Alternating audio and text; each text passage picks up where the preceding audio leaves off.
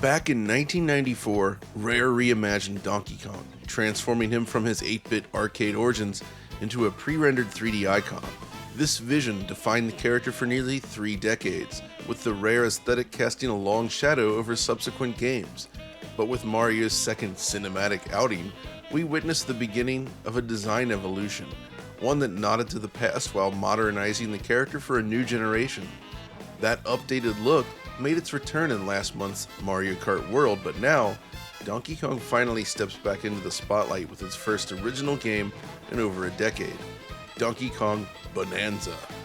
And this time, Nintendo's taking a bold left turn. Bananza isn't just a return, it's a reinvention, one of the most imaginative, playful, and technically ambitious titles the company has delivered since Breath of the Wild. Now, that's lofty praise, I admit, but there's a lot going on here that warrants it. From a game design perspective, Bananza pushes the 3D platforming genre into new territory, but from a technical standpoint, it's also a showcase for the Nintendo Switch 2. The ground deformation system allows players to attack this game in a very different way. But let's not forget, early footage raised some concern, and even the director of the game admitted that the performance is perhaps not perfect. So what's really going on with the frame rate in the final version of the game? Has it been addressed? That's what we're here to find out. All that and more is coming up on today's episode of Digital Foundry, so join me as we dive into one of Nintendo's most fascinating new games in years.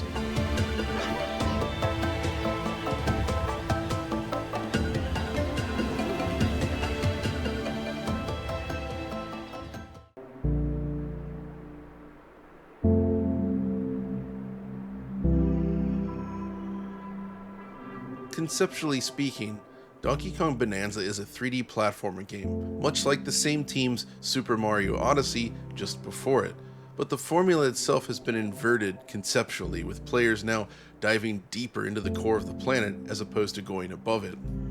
What really captivated me right away is the weird amalgamation of cuteness and darkness. This game has this unique tone to it that recalls a slightly weirder 90s era Nintendo, not to mention games like Oddworld, of course. It's just a little weird around the edges in a way that I found very compelling. It's the kind of feature that players have dreamt about for years, one that titles such as Red Faction and its Geomod technology first hinted at decades ago. The ability to truly shape the world through destruction, blowing holes in walls, altering the terrain, and simulating to some extent anyways the laws of physics. But DK Bananza takes that concept even further, with an unprecedented volume of destructible surfaces baked directly into the core gameplay loop. And in many ways, it's what makes the game so fascinating, and, I'd imagine, so challenging to design.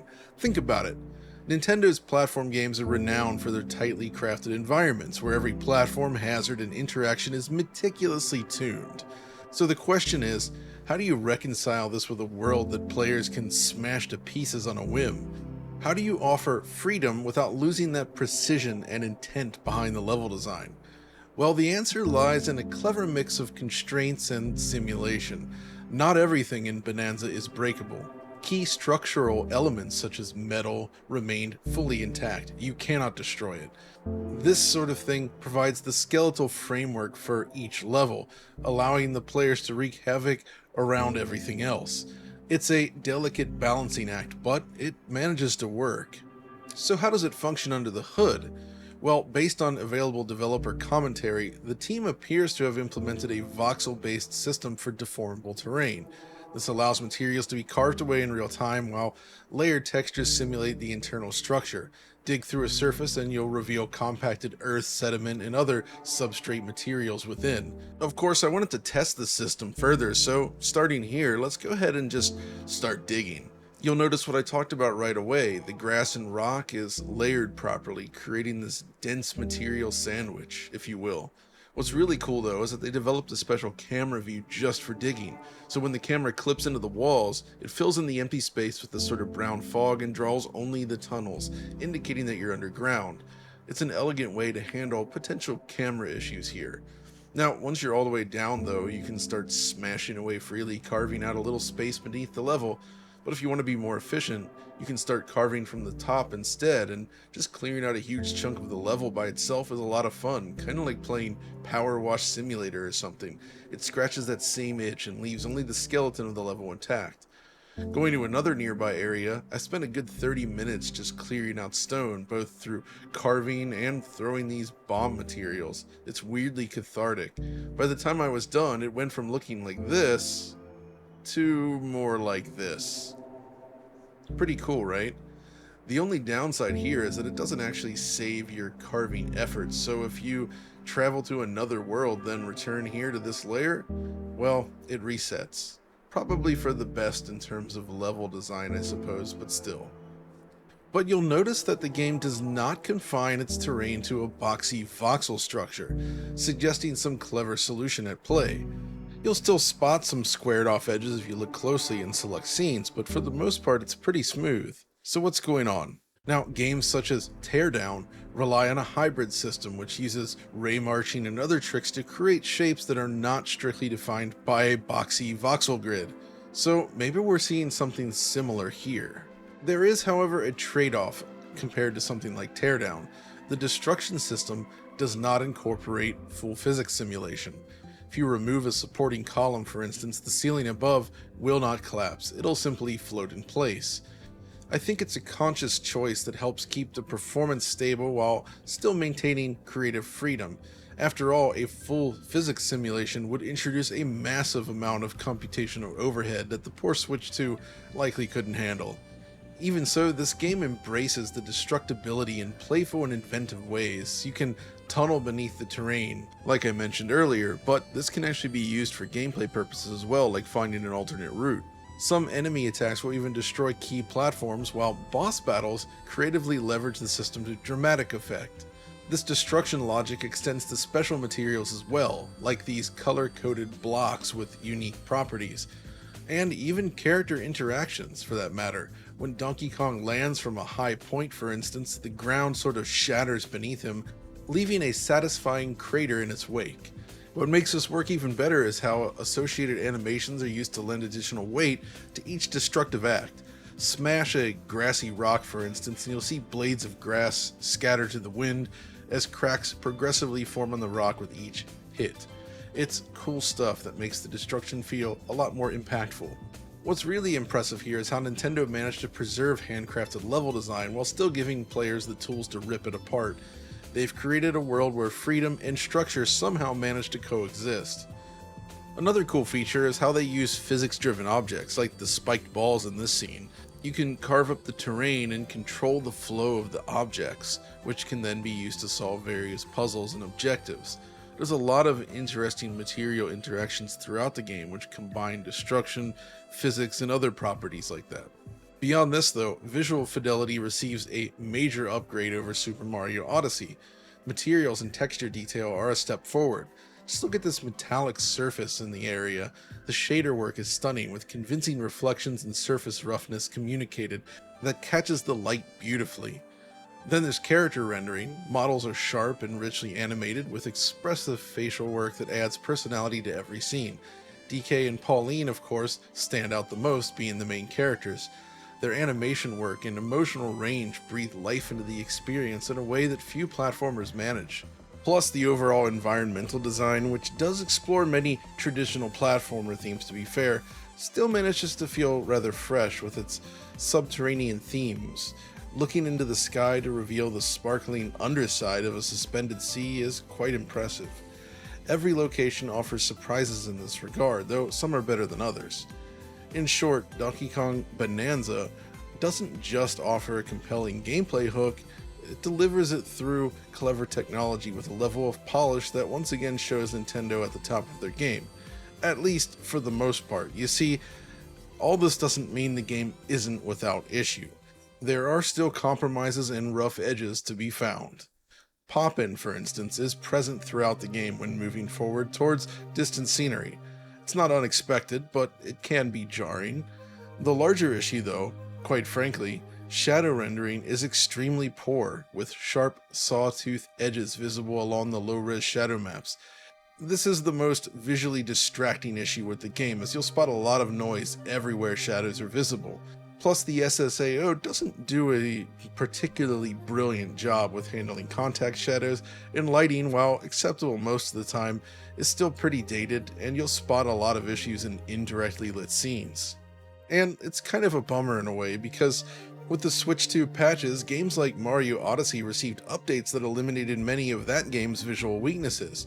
But here it feels like we're right back to those same types of Switch-like compromises, which can feel a little disappointing. So overall, I'd say the game does look really nice, but there's still areas of weakness. But with that in mind, let's talk about the rest of the technical specs, things like resolution and performance, because this is one area where I feel Nintendo has been a little too conservative.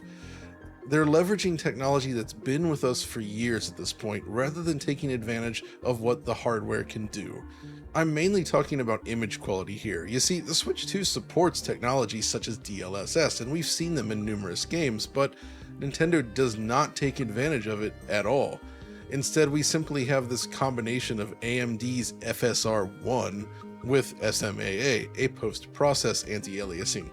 I'll admit it, the image quality is decent, but seriously, FSR1 again? Come on, Nintendo, we can do better than this. The issue here is that while edge coverage is pretty good, in-surface aliasing remains an issue and finer details sort of break apart, plus everything just looks rather soft. It's not helped by the rather low target resolution either. In my counts, it falls mostly between 1080p and 1200p or so, using dynamic resolution scaling. There may be other values outside of this range, but this is largely what you can expect. In portable form without direct capture, it's a lot more difficult to determine this, but it does at least seem to produce a convincingly 1080p presentation on the internal screen, so image quality in handheld is a lot better than what we see in docked mode. But performance is where things get perhaps a little more interesting. So, in the direct for Donkey Kong, we spotted a ton of slowdown, and unfortunately, that has not been fully eliminated, but it is a little bit better than I had hoped. It's just that the way it manifests is somewhat unusual. You see, most of the time the drops are not sustained. Rather, they occur only during very specific animations, such as when picking up a banana, or on certain camera cuts. It's a bit distracting, but it doesn't impede on gameplay that often, which is good. I say that often because there are situations where it can drop pretty hard and stay there, like this boss fight where the frame rate dips down to 30 FPS and sticks there for most of the fight, something made worse by the somewhat choppy looking destruction effects occurring.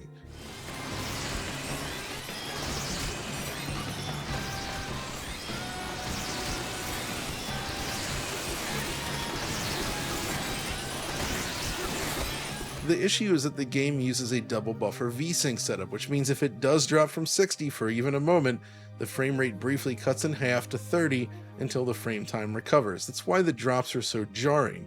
But handheld is more interesting, because we know the Switch 2 supports VRR, but outside of the Welcome Tour, none of the shipping games have supported VRR below 40 frames per second. That is, using low frame rate compensation. At first, it seemed like DK actually did support LFC, as the issues I mentioned in docked seemed to be cleared up. But then I tested photo mode. Here, similar to that one boss fight, the frame rate drops pretty hard, hovering around 30 frames per second. It's not good, right? But unfortunately, portable mode does not fully solve this. It's certainly better, but there's a noticeable point where it seems to fall outside the VRR window, crashing down to 30 FPS. So why does it work in Welcome Tour but not here? Well, the answer is simple. It's a limitation of how VRR works in general. If you look at other platforms such as the PC or an Xbox Series console, which does support LFC, that only works when your output is set to a higher refresh rate. If you limit yourself to 60 Hz, you don't get VRR below 40 Hz. So my theory is that the internal screen is being driven at a maximum of 60 Hz when playing these specific games. If they instead displayed 60 frames per second within a 120 Hz container, however, they could likely take full advantage of VRR down to 1 FPS. Did they simply not think about it? Or perhaps there's an issue with transitioning between docked and portable play. I don't know, but I'm pretty sure that's the problem we're facing right here. To solve this, Switch games will need to use the full 120 Hz output even if they're not actually running at 120 frames per second. But all in all, from an image quality and performance perspective, Donkey Kong is somewhat mixed. Dock mode is merely average, while the portable mode I would consider generally pretty good. But let's go ahead and flip the coin on the presentation side of things and tackle the game's audio as well, because that is very important in a game like this. You see, if there's one thing Rare truly nailed with Donkey Kong Country, it was the music. DKC's music is so legendary that it arguably towers over the games it was composed for. What I'm saying is, in making this new game, the expectations were extremely high. So, did they manage? Well, it's perhaps not quite on the level of Donkey Kong Country, but overall, I'd say yes. The game's musicians have successfully managed to walk that fine line between catchy and atmospheric to create something that does genuinely feel suitable for each scene. The first main stage, for instance, kicks off with this delightful track that evokes classic DKC beautifully.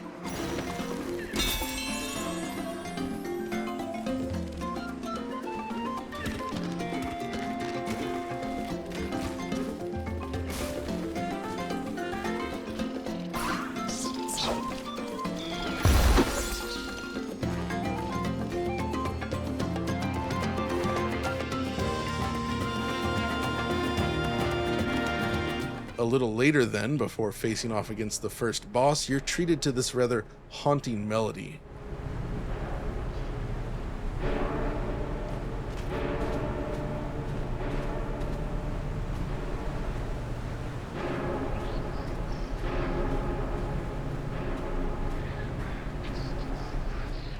In another scene, you experience a flashback of sorts to a stage very much in the vein of DKC's first level, and that includes a remix of that song.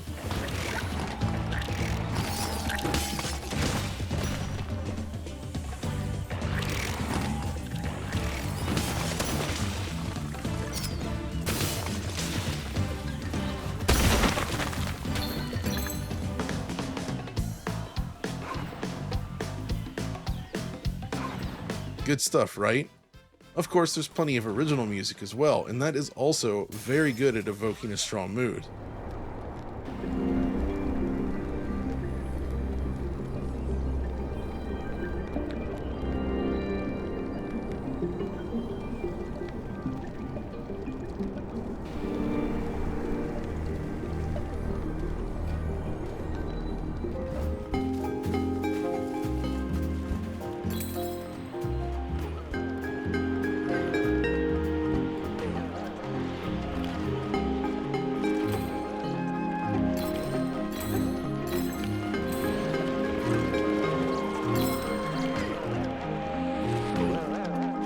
Plus, there's the more vocal tracks that go along with the transformation, and the way that seamlessly transitions from the normal music into the transformation music works pretty well.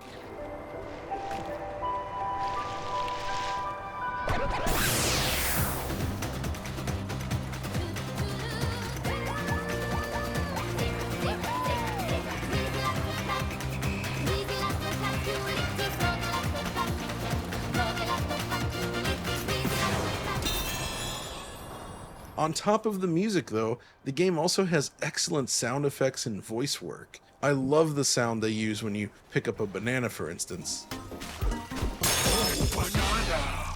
It's always satisfying. In addition, the game supports proper surround sound audio, taking advantage of the system's 5.1 support, something you absolutely could not expect with the original Switch, so another good thing for this game. Obviously, there's a lot more than what I've talked about here, but the key is the audio is a success and delivers what I wanted out of a new DK game at least. So the game is mostly a success then on the technical front, with just a few minor rough edges to consider. But before we wrap up, I wanted to briefly share my thoughts on the game itself. You see, as a 3D platform game fan, I was eager to jump into this one, and I was not disappointed. You see, in many ways, this feels like a hybrid between an internally developed Nintendo project and something you might have seen from Rare back in the day. The Mario Odyssey lineage is clear, but it also has that scrappy feeling you got with a Rare game during the N64 era. Now, I loved Super Mario Odyssey, but there's parts of the game that always felt a little sedate, if you will, slow-paced. In comparison, DK sort of ramps up the pacing, and it feels like the game throws more unique ideas at you per minute than other comparable games. There's this level of freedom in how you solve problems that I really found refreshing. It's not quite Tears of the Kingdom in that sense, but It's less rigid than just about any other 3D platformer out there, and that specifically makes it feel really unique. In fact, even compared to Zelda, they basically allow you to play the game without the usual limits. Sure, the transformations have a timer on them, but the basic moveset, the destructive capabilities of DK, are always at your disposal. He doesn't get tired while you're digging through the soil, that's for sure. And I think that plays a key role in defining why the game feels as unique as it does. Combine that with solid controls, lots of creative level design and challenges, the beautiful presentation, an excellent soundtrack, and yeah, it all left a very strong impression on me. I definitely think it's one of Nintendo's best 3D platform games in a long while. So yeah, it's a great way to kick off the Switch too. Mario Kart World was already a great game, but somewhat predictable. This is something else, and I highly recommend giving it a shot if it looks interesting to you. Sure, it has a few technical issues under the surface, but what the team has accomplished on the whole is really quite amazing. But that's going to do it for this video, so hope you enjoyed it, and we'll see you next time.